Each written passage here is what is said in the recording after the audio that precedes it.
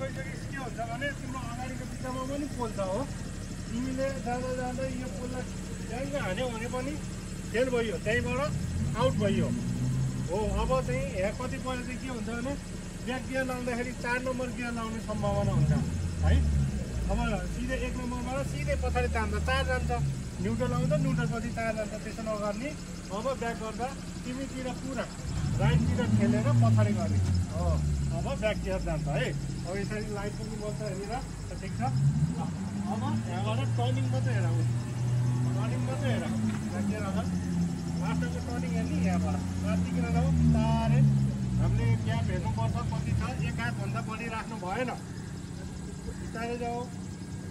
जति सक्दो स्लो गर्ने है रोक है हो सिधा जाँदाखेरि हेर त यो गाडीको भागले यसरी यो लाइन क्रस गर्न लागिसक्यो यहीँदेखि क्रस गर्न लागिसक्यो लाइन अब यसलाई बचाउनु पर्यो कसरी बचाउने उता काटेर राइटतिर काटेर पछाडिको भागमा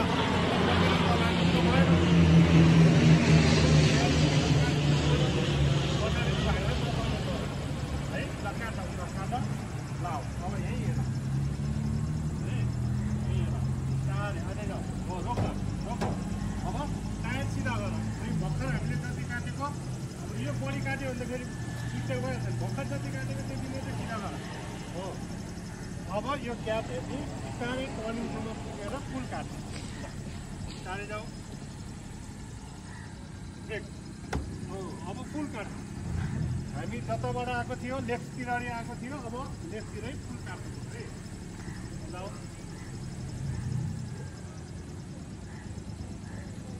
यहीँ हेर्ने है जबसम्म यो पुरै क्लियर हुँदैन लाइन तबसम्म हेर्ने हो ठिक छ अब बल्ल उता राइट साइडको भाग हेर्नु पर्छ लास्टको पोल हेर्नु पर्छ है सिधा हुने बित्तिकै रोक्नु छ त्यसरी त्यहाँ ल ठिक छ अब स्पिडाउन बल्ल के हुन्छ त सिधा हुन्छ ल यसरी अब हो चलाउँदै तिमीले यसरी अलिपुर चलायो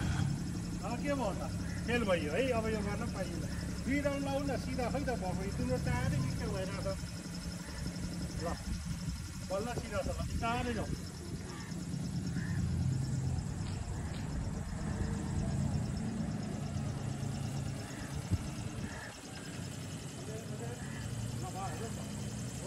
लास्टमा हेलमेट कम्प्लिट भएपछि यतिको लास्टमा आफ्नो पोल बराबर भएपछि ओके है त्यसपछि अगाडि जा भन्छ